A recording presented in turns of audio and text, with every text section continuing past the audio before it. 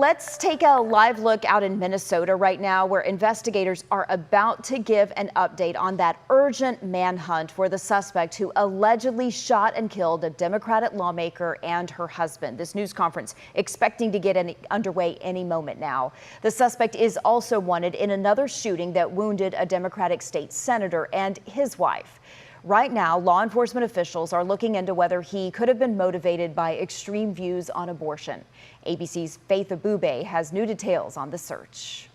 Investigators say a man posing as a police officer allegedly shot and killed Minnesota State Representative Melissa Hortman and her husband inside their home early Saturday. She was a true leader and loved her work, but was always so grounded and such a decent person. I think that's probably the best word to describe her. Police say the same suspect was involved in a separate attack just 90 minutes earlier, allegedly shooting and wounding another lawmaker, Democratic Senator John Hoffman and his wife Yvette. This is more than a regional tragedy. It's part of a troubling pattern, a wave of political violence that threatens the very foundation of this republic.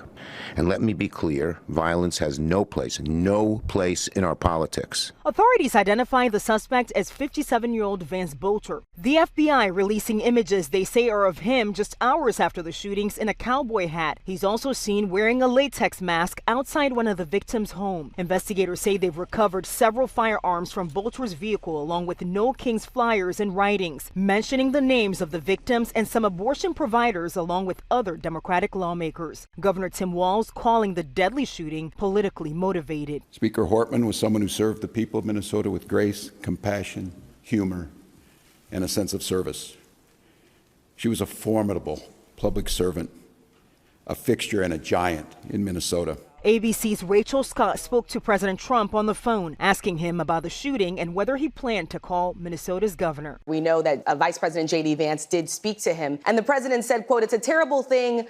I think he's a terrible governor. I think he is a grossly incompetent person." He says, "I may call him. I may call other people too." Republican Majority Leader John Thune and House Speaker Mike Johnson have both condemned the incident and all acts of political violence. Faith Abube, ABC News, Brooklyn Park, Minnesota. It does make us feel a little bit safer, but there's always the idea that there could be copycat crimes and across the nation.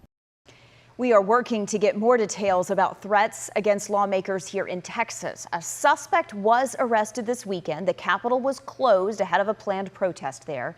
Democratic Representative Retta Bowers from Rowlett, you just heard from her, spoke with reporters after that threat was made.